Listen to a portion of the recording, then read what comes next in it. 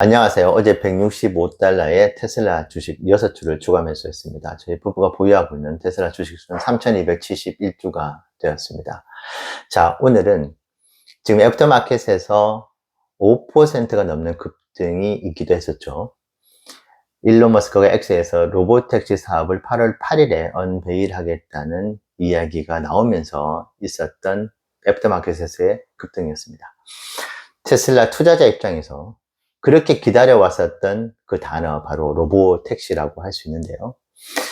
자, 이제는 이미 일론 머스크가 이 로보택시 사업을 강하게 추진하겠다는 메시지를 이미 던졌습니다. 자, 거기에 맞춰서 그러면 우리는 어떤 투자 대응을 해 나갈 것인지를 생각해 보지 않을 수가 없겠죠. 그래서 제 나름 로보택시가 가져다 올 최상의 시나리오와 최악의 시나리오를 한번 구상해 봤습니다. 투자에 좋은 참고가 되실 것 같아서 영상을 담아 보게 되었습니다. 현재 FSDV 12 버전의 무료 배포가 이루어지고 있습니다. 이전하고는 비교가 되지 않는 FSDV 12의 주행 영상들이 올라오고 있죠. 근데 미처 발견하지 못했던 여러 가지 문제점들이 사실 나오고 있습니다. 특히 사람들이 가장 많이 길거리를 이용을 하는 출근 시간에 테슬라가 제대로 가야 되는 방향에 끼어들기를 하기 힘든 그런 부분들이 많이 포착이 되고 있고, 그리고 한국도 마찬가지지만 어느 나라나 공사가 많이 이루어지죠. 미국에서도 이루어지는 공사가 많이 있는데 거기에 공사 표시라고 되어 있는 곳을 인식을 하지 못하고 힘들게 폐쇄가 된 길을 들어갔다가 완전히 막혀 있는 상황에서 어떻게 할 줄 모르는 FSD V12의 모습도 적나라하게 보이고 있기는 합니다. 자, 이런 상황에서 로보택시의 이야기를 일론이 꺼냈습니다. 자, 그러면 최상의 시나리오를 한번 말씀드려 보겠습니다. 그럼에도 여러 가지 문제점들이 있음에도 불구하고 주행 영상을 올리는 오너들이 내리는 결론은 10명 중에 8명 이상은 FSD를 구매를 하겠다는 의사를 현재까지는 보이고 있습니다. 그 이유는 여러 영상에서 말씀드린 바와 같이 그들도 테슬라의 전지전능한 기술적 완성도를 이 FSD에서 바라지 않고 있습니다. 내가 충분히 이 가격을 지불을 하고 이 서비스를 내가 택하겠다고 하는 그런 수요가 있다고 한다면 충분히 상품화가 될 수 있는 것이죠.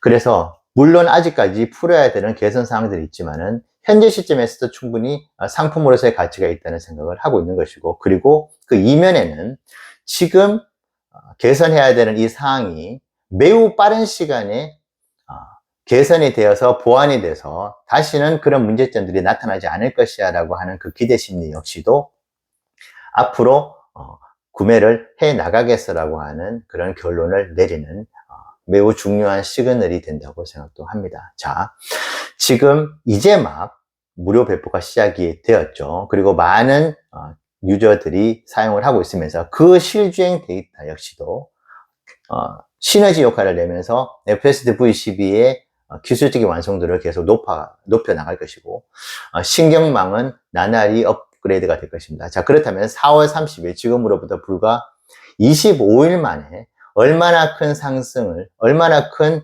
기술적 진보를 만들어 나갈 것인지 이제는 조금은 짐작을 할 수 있게 되는 것 같습니다. 자, 그런 상황에서 5월 1일에 일론 머스크가 치명적인 사고가 없는, 정말 하루가 다르게 업그레이드가 되고 있는 자신의 프로그램을 보면서 상품화를 결정을 하게 되고, 그리고 정식으로 일정 가격을 책정을 해서 출시를 하면서 성공적인 안착을 하게 된다. 만약에 그런 시나리오가 이루어지고 있고 6월 30일, 7월 30일 그때까지 계속 기술적인 진보가 이루어지면서 그때는 정말 그 누구도 부정하기 힘든 FSD 자율주행의 시대가 열리게 되는 그런 일이 만약에 벌어진 그런 상황에서 로보택시 사업의 서막을 알리는 그런 행사가 이루어진다든지, 실제로 로보택시가 거리에 프로토타입으로 돌아다니는 모습들이 보여지는 그런 상황이 만약에 벌어진다고 한다면 FSD V12의 상품 출시로 인한 2, 4분기 실적에서 나오는 실질적인 숫자로 찍히는 그런 효과와 더불어서 늘 테슬라의 미래 가치의 부분들이 아쉬웠었던 최근에 그런 모든 부분들을 불식시키고 로보택시가 테슬라의 미래 가치까지 끌어다 주는 PER도 올리고 EPS도 올리면서 급속도로 주가가 상승할 수 있는 시나리오가 충분히 나올 수가 있습니다. 로보택시가 가지고 있는 가장 큰 숙제는 바로 FSD의 기술적인 완성도죠. 지금 FSD V12는 인간의 개입을 기본으로 하고 있는 것입니다. 그런데 로보택시는 그와는 정반대죠. 그렇기 때문에 로보택시 사업이 그렇게 위험하면서도 엄청난 수익을 가져다 줄 수 있는 사업이 되는 것인데, 로보택시 사업은 반드시 인간의 개입이 없어야 되는 사업입니다. 그래야만이 성공할 수 있는 사업이고, 모든 법적 책임을 테슬라 본사가 오롯이 다 지는 하이리스크 하이리턴의 사업입니다. 자, 그런데 인간의 개입이 하나도 없는 상태가 이 FSD V12 사업을 하면서 실현이 될 경우에 그것이 로보택시 사업으로 이어지는 그 시너지는 로보택시 사업이 없었을 때와는 비교가 안 되는 주가 상승을 일으킬 수가 있습니다. 그래서 가장 최상의 시나리오는 FSD 사업과 로보택시 사업이라는 정말 미래의 가장 큰 먹거리가 될 수 있는 부분들이 일시적으로 함께 시너지를 내면서 폭발을 해서 정고점까지도 돌파를 할 수 있을 만큼의 그런 상황들이 발생하게 되는 것이죠. 이것이 최상의 시나리오 중에 하나라고 볼 수 있습니다. 현재 FSD V12의 사업의 발전 속도가 너무나 가파릅니다. 그렇기 때문에 일론도 지금 현재 하루하루 발전되고 있는 이 속도가 엄청나기 때문에 120일의 시간의 호흡을 가져갔을 때는 이 로보택시 사업이 충분히 인간의 개입이 없이도 무난하게 사업이 진행이 될 수 있고, 물론 로보택시 사업에서도 단점들이 존재를 할 수 있습니다만은 그것이 로보택시 사업을 할 수 없을 만큼의 치명적이라고 생각을 하지 않을 것이고, 로보택시 사업은 당장이 진행될 사업이 아니기 때문에 앞으로 계속 FSD 사업이 진화를 하면서 로보택시 사업이 동반적으로 그 기대감을 계속 높이는 그런 시나리오가 충분히 나올 수 있는 것이죠. 그렇게 된다면 로보택시가 진짜 빠르면은 내년 내후년에 모델2가 양산이 되면서 모델2까지도 로보택시 사업이 전개가 되는 하나의 모델이 또 탄생을 하는 것이 되겠죠.